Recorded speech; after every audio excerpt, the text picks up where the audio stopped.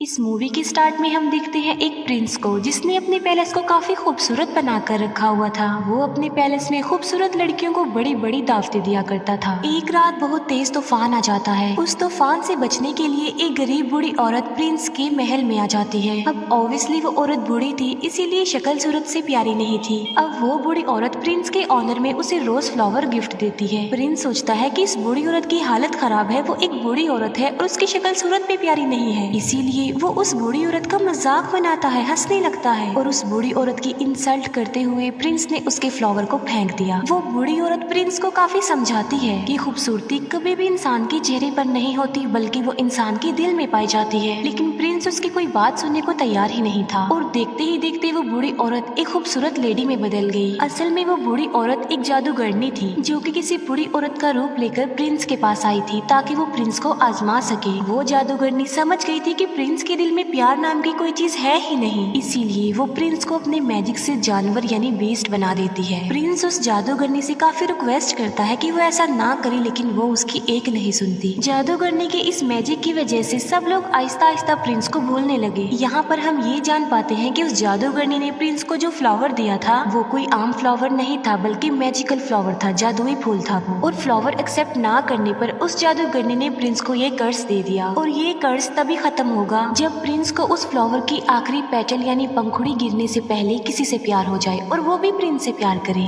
लेकिन आखिरी पंखुड़ी गिरने से पहले अगर प्रिंस से किसी ने प्यार ना किया तो प्रिंस कभी भी इंसान नहीं बन सकेगा दोबारा, बल्कि बेस्ट ही रहेगा वो हमेशा। काफी साल गुजर जाते हैं लेकिन उस पैलेस में कोई भी नहीं आता। फिर हमें पैलेस के करीबी एक गाँव में एक लड़की दिखाई जाती है जिसका नाम होता है बेल। बेल को किताबें पढ़ने, स्टोरीज पढ़ने का काफी शौक था। बेल के फादर एक डिजाइनर होते हैं। उसी गाँव में एक और लड़का भी रहता है जिसका नाम होता है गैस्टोन। गैस्टोन जो कि बेल से शादी करना चाहता था, लेकिन बेल उससे शादी करना नहीं चाहती थी क्योंकि वो एक प्राउडी इंसान था। गैस्टोन बेल से शादी करने के लिए उसे अपना बनाने के लिए काफी स्ट्रगल भी किया करता था, लेकिन उसकी कोशिशें नाकाम ही रहती हैं। एक दिन बेल के फादर को कहीं पर जाना था। जिस रास्ते से उन्होंने जाना था वो एक जंगल था। बेल के फादर देखते हैं कि उनके रास्ते में तो आग लगी हुई है, लेकिन वहाँ पर एक और रास्ता भी था जहाँ पर वो मुड़ जाते हैं। बेल के फादर अपने घोड़े पर सवार होते हैं, लेकिन तभी उन्हें जंगल से भेड़ियों की आवाज सुनाई देती है और फिर वही भेड़िए उनका पीछा करने लगते हैं। बेल के फादर अपनी जान बचाने के लिए वहाँ से भागते हैं और भागते भागते वो आ जाते हैं बीस्ट के पैलेस के पास। बेल के फादर जब अंदर जाते हैं तब उन्हें वहाँ पर कोई भी दिखाई नहीं देता। हालांकि ऐसा लग रहा था कि पैलेस में कोई रहता है। कैंडल्स भी जल रही थी और टेबल पर खाना भी पड़ा हुआ था। इतना अच्छा खाना देखकर बेल के फादर खाना खाने लगते हैं, लेकिन हम फिर बहुत हैरान कर देने वाली चीज देखते हैं। वहाँ पर जो कप पड़ा होता है वो बेल के फादर से बातें करने लगता है। बेल के फादर समझते हैं कि ये कोई सॉल है जो उन्हें डराने की कोशिश कर रही है, इसीलिए बेल के फादर उसे कहते हैं कि मैं तुमसे नहीं डरता। ये कहकर बेल के फादर वहाँ से भाग जाते हैं। अब यहाँ पर सवाल ये उठता है कि वो कब कैसे बोल पाया। असल में बात ये है कि वहाँ पर यानी पैलेस में जितनी भी चीजें पड़ी हुई थी वो पहले इंसान हुआ करते थे, लेकिन जादूगरनी के कर्ज की वजह से वो सब चीजों में बदल गए। बेल के फादर भागते हुए गार्डन में आ जाते हैं। वो देखते हैं कि वहाँ पर बहुत प्यारे प्यारे फ्लावर लगे हुए हैं। बेल के फादर सोचते हैं कि मेरी बेटी बेल ने अपने लिए फ्लावर मंगवाया था, इसीलिए वहाँ से वो एक फूल तोड़ लेते हैं और तभी वहाँ पर बीस्ट आ जाता है। फ्लावर चोरी करने की पनिशमेंट देने के लिए बीस्ट उन्हें प्रिजनर बना लेता है, लेकिन बेल के फादर का घोड़ा वहाँ से भाग जाता है और वो सीधा अपने घर आता है बेल के पास। बेल जब देखती है कि घोड़ा अकेला आया है, उसके फादर नहीं आए, तो वो फौरन समझ जाती है कि उसके फादर किसी मुसीबत में फंस गए हैं। इसीलिए बेल अपने फादर को ढूंढने के लिए उस घोड़े पर बैठ जाती है। वो घोड़ा बेल को ले आता है पैलेस में और पैलेस में ही बेल के फादर को प्रिजनर बनाकर रखा हुआ था। बेल जब पैलेस के अंदर जाती है तब उसे वहाँ पर कोई भी दिखाई नहीं देता। बेल वहाँ पर काफी आवाजें भी लगाती है, लेकिन उसे आगे से कोई भी रिस्पॉन्स नहीं मिलता।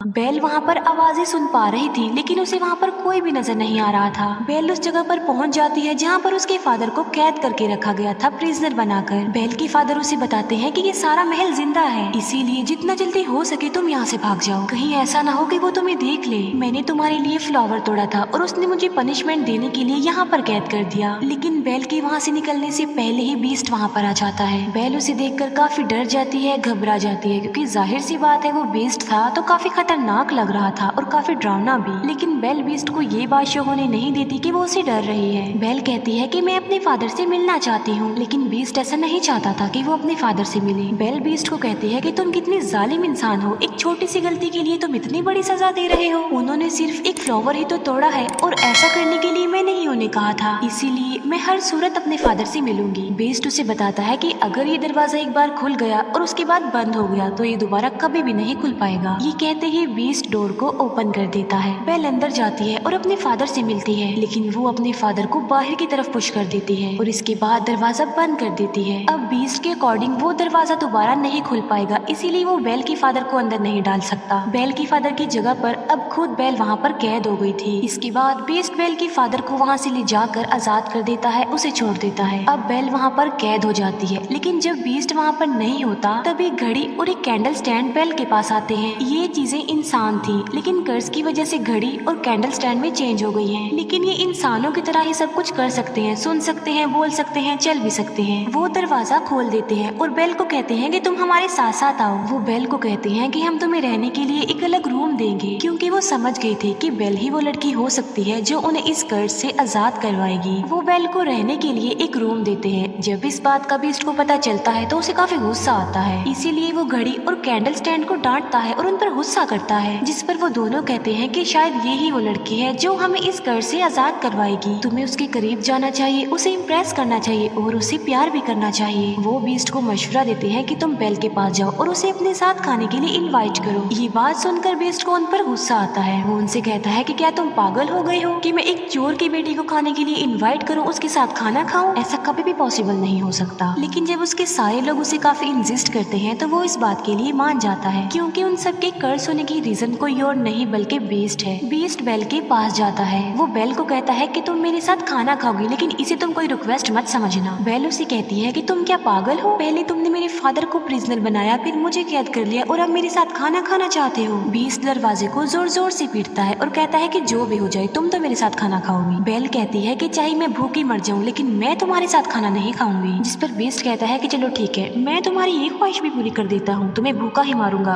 अब तुम्हें कोई भी खाना नहीं देगा और तुम भूखी ही मरोगी। बेल फिर भी दरवाजा नहीं खोलती और वो वहाँ से चला जाता है। जिस अंदाज से बेल ने बीस्ट को जवाब दिया था, उसे देखकर वहाँ सभी कर्ज चीजें लाइक कैंडल स्टैंड, घड़ी, पिच, कप, उन सबको ये कंफर्म हो जाता है कि बेल ही वो लड़की है जो उन्हें कर्ज से निजात दिलाएगी। फिर हम देखते हैं बीस्ट को जो कि उसी रोज फ्लावर के पास जाता है। बीस्ट देखता है कि उस फ्लावर की बहुत सारी पंखुड़ियां गिरकर टूट गई हैं। ये वही रोज फ्लावर था जिसकी खत्म होने के बाद बीस्ट हमेशा के लिए जानवर ही रहेगा और पैलेस की जितनी भी कर्ज चीजें हैं वो सारी ऐसे ही रहेंगी, हमेशा के लिए बेजान बन जाएंगी। वो फ्लावर पर बहुत ही थोड़ी पंखुड़ियां रह गई हैं और वो भी बहुत जल्द गिर जाएंगी। फिर हम देखते हैं बेल के फादर को जो कि वापस अपने गांव में आ चुके थे। वो सब लोगों को बता रहे होते हैं कि मेरी बेटी की जान खतरे में है। जंगल के पास एक पैलेस है और वहाँ पर एक बीस्ट रहता है और वहीं पर मेरी बेटी फंस गई है। लेकिन कोई भी उनकी इस बात पर बिलीव करने को तैयार नहीं था, बल्कि वो सिर्फ इस बात को कहानी ही समझ रहे थे।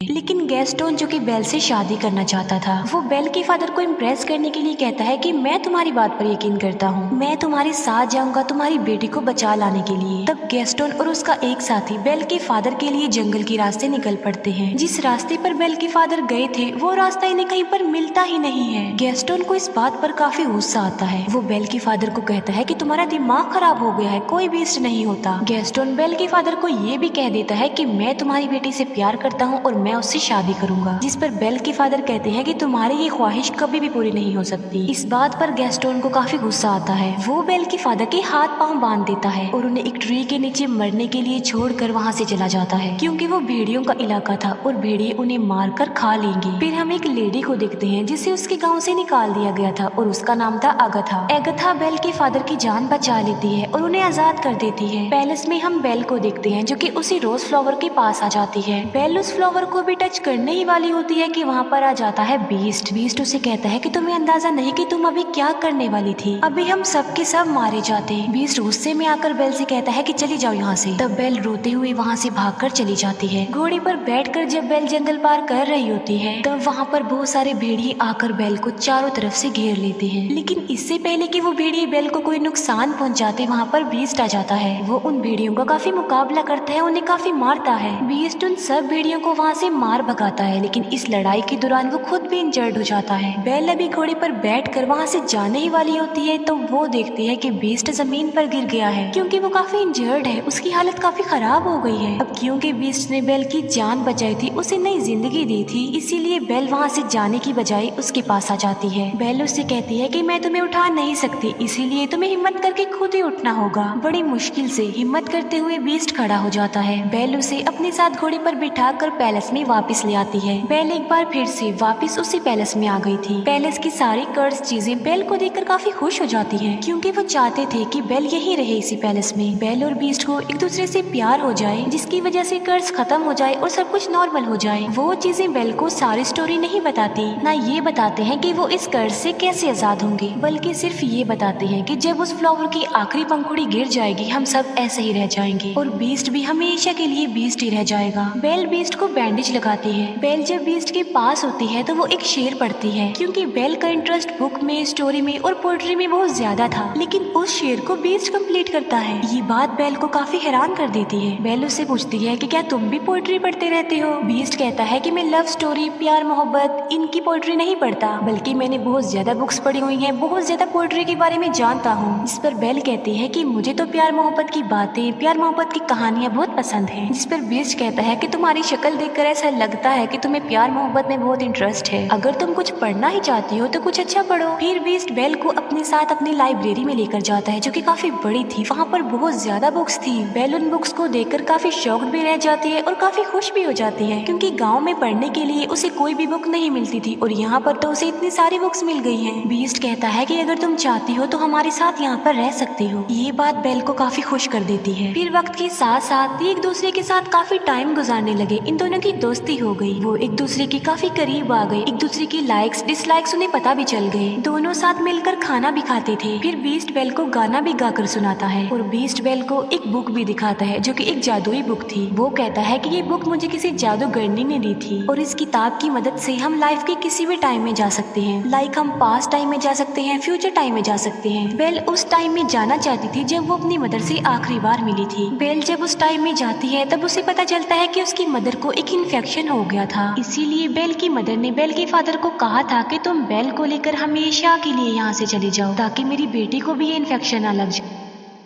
ये जानने के बाद बेल काफी दुखी हो जाती है क्योंकि बेल ये बात नहीं जानती थी। फिर ये प्रेजेंट टाइम में वापस आ जाते हैं। कैंडल स्टैंड बीस्ट को कहता है कि तुम्हें बेल से अपने प्यार का इजहार कर देना चाहिए। बीस्ट कहता है कि वो कभी भी मुझसे प्यार नहीं करेगी, लेकिन कैंडल स्टैंड बीस्ट को काफी मनाने की कोशिश करता है और बीस्ट के सारे साथी यानी वो सारी चीजें बीस्ट को इस बात के लिए एग्री कर लेती है। वो पहले बीस्ट को तैयार करती है और बाद में वो बेल को भी तैयार कर देती है। बेल को डांस करना काफी पसंद था, इसीलिए वो दोनों डांस करने वाले होते हैं। हम देखते हैं कि बेल के फादर वापस अपने गांव में आ गए हैं। वो सबको बताते हैं कि गैस्टोन ने उन्हें जंगल में बांधकर छोड़ दिया था ताकि भेड़िए आकर उन्हें खा ले। वहीं बेल के फादर के साथ अगथा भी होती है, लेकिन गैस्टोन इस बात पर एग्री नहीं करता बल्कि वो मुकर जाता है। वो कहता है कि ये झूठ बोल रहा है, इसके ऊपर शैतान आ गया है और ये पागल हो गया है। साथ साथ वो कहता है कि अगथा की गवाही कोई इम्पोर्टेंस नहीं रखती क्योंकि ये तो पहले ही गाँव से निकली हुई है। यहाँ पर गैस्टोन का साथी भी झूठ बोल देता है। वो कहता है कि गैस्टोन जो भी कह रहा है बिल्कुल ठीक कह रहा है, इसीलिए सब गांव वाले गैस्टोन की बातों पर बिलीव कर लेते हैं और सब लोग ये समझने लगते हैं कि बेल के फादर का मेंटल बैलेंस खराब हो गया है। साथ साथ उनके ऊपर कोई शैतानी साया भी है, इसी वजह से वो बेल के फादर को पकड़ लेते हैं। फिर हम देखते हैं पैलेस में जहाँ पर बीस्ट और बेल डांस कर रहे थे और वो डांस को काफी इंजॉय कर रहे थे, उन्हें काफी अच्छा फील हो रहा था। बीस्ट बेल को कहता है कि मैं इन फीलिंग्स को काफी अच्छा फील कर रहा हूँ, मैं तो इन्हें जैसे भूल ही गया था। बेल कहती है कि मुझे मेरे फादर ने डांस करना सिखाया। बीस्ट उससे पूछता है कि क्या तुम अपने फादर को मिस करती हो, जिस पर बेल कहती है जी हाँ, मैं अपने फादर को बहुत मिस करती हूँ। बीस्ट के पास एक जादुई मिरर होता है जिसकी मदद से वो हर उस पर्सन को देख सकते हैं जिन्हें वो देखना चाहते हैं और उस मिरर में वो बेल को उसके फादर को दिखाता है। बेल देखती है कि गांव वालों ने उसके फादर को प्रिजनर बनाया हुआ है, बांधा हुआ है। ये देखकर बेल काफी अपसेट हो जाती है, जिस पर बीस्ट कहता है कि तुम्हारे फादर को तुम्हारी जरूरत है, तुम्हें उनके पास जाना चाहिए। साथ साथ बीस्ट बेल को वो जादुई मिरर भी दे देता है और कहता है जब कभी तुम्हें मेरी याद आई तो मेरी इस बदसूरत शक्ल को इस मिरर में देख लेना। इसके बाद बेल अपने फादर को बचाने के लिए वहाँ से निकल जाती है और अब बीस्ट पैलेस में अकेला रह गया था। बीस्ट बेल को काफी मिस कर रहा था क्योंकि उसे बेल से प्यार हो गया था, लेकिन अब तो वो उससे काफी दूर जा चुकी थी। अब क्योंकि बेल चली गई थी तो उनका कर्ज ऐसा ही रहेगा और वो हमेशा ऐसे ही बने रहेंगे। इस बात को लेकर बीस्ट और उसके बाकी साथी काफी अपसेट हो जाते हैं। बेल अपने गाँव में पहुँच जाती है और वो देखती है कि उसके फादर को सब लोगों ने प्रिजनर बनाया हुआ है। बेल सबको बताती है कि मेरे फादर जो कह रहे थे वो बिल्कुल सच था। जंगल में एक पैलेस है और वहाँ पर एक बीस्ट रहता है, एक जानवर है वहाँ पर। लेकिन गाँव वाले बेल की बातों पर भी यकीन नहीं कर रहे थे। तब वो उस जादुई मिरर में सब लोगों को बीस्ट दिखाती है। बीस्ट को उस मिरर में देखकर सब लोग काफी हैरान रह जाते हैं। बेल उन सबसे कहती है कि वो खतरनाक नहीं है, तुम्हें डरने की कोई जरूरत नहीं है, बल्कि वो दिल का बहुत ज्यादा अच्छा है और वो किसी का नुकसान नहीं चाहता और ना ही वो कभी किसी को नुकसान पहुंचाता है। गैस्टोन को ये बातें सुनकर रियलाइज हो जाता है कि बेल अब उस बीस्ट को प्यार करने लगी है। इसी वजह से गैस्टोन जेलस हो जाता है, इसीलिए वो सबको भड़काने की कोशिश करता है कि उस बीस्ट ने बेल पर ब्लैक मैजिक कर दिया है, तभी तो ये ऐसा बोल रही है। वो कहता है कि बेल को भी इसके फादर के साथ ही प्रिजनर बना दो। बाद में वो सब गाँव वालों को उकसाता है कि हमें मिलकर उस पैलेस में जाना चाहिए और उस बीस्ट को जान से मार डालना चाहिए, वरना वो इस गाँव में आ जाएगा और हम सबको मार डालेगा, हमारे पूरे गाँव को खत्म कर देगा। वो गाँव वाले उसकी बातों में आ जाते हैं और पूरा गाँव पैलेस की तरफ चल पड़ता है। जब गाँव वाले बीस्ट को मारने के लिए पैलेस में आते हैं तब बीस्ट के सारे साथी यानी वो चीजें उन लोगों पर अटैक कर देती हैं। गाँव वालों को कुछ भी समझ नहीं आती कि ये क्या हो रहा है, क्योंकि वो कोई इंसान तो नहीं थे बल्कि बेजान चीजें थी। फिर हम देखते हैं गैस्टोन को जो बीस्ट के पास पहुंच चुका था, लेकिन बीस्ट काफी उदास होता है क्योंकि बेल की जाने के बाद उसे कुछ भी अच्छा फील नहीं हो रहा था। वो बेल को काफी मिस कर रहा था।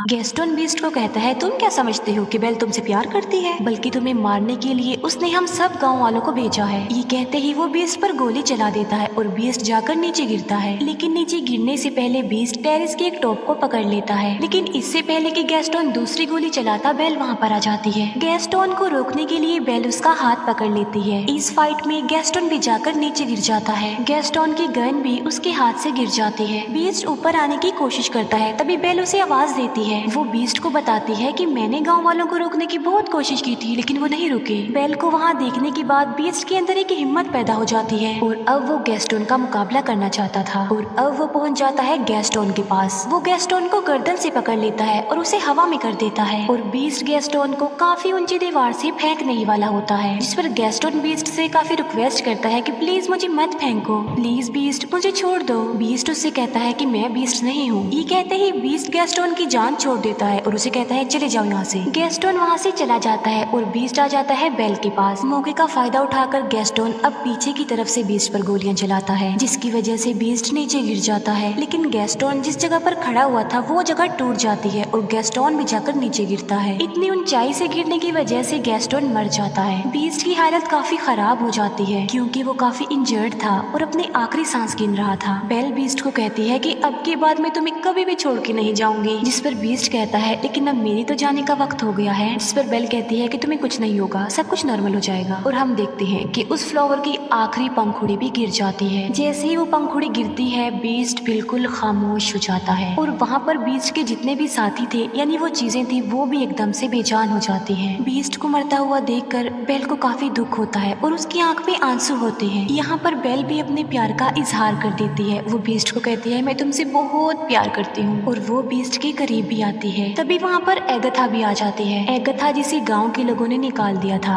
असल में बात ये नहीं थी, बल्कि वो जादूगरनी कोई और नहीं बल्कि एगथा थी। वो देखती है कि बीस्ट को किसी से प्यार हो गया है और वो लड़की भी अब बीस्ट से प्यार करती है, यानी अब वो कर्ज खत्म हो गया है। और देखते ही देखते बीस्ट के चारों तरफ रोशनी ही रोशनी चमक उठती है और बीस्ट अब एक खूबसूरत प्रिंस में चेंज हो जाता है। ये देखकर बेल काफी खुश हो जाती है। वो दोनों एक दूसरे को देखकर काफी खुश होते हैं, एक दूसरे के पास आते हैं और एक दूसरे को गले से लगा लेते हैं। और पैलेस की जितनी भी कर्ज चीजें थी अब वो इंसान बन गई थी, यानी अपने असली रूप में आ चुकी थी। सब लोग काफी खुश हो जाते हैं। बेल और बीस्ट पैलेस में सब लोगों के बीच में डांस कर रहे होते हैं और इसी के साथ ही इस मूवी की हैप्पी एंडिंग हो जाती है। Thank you for watching.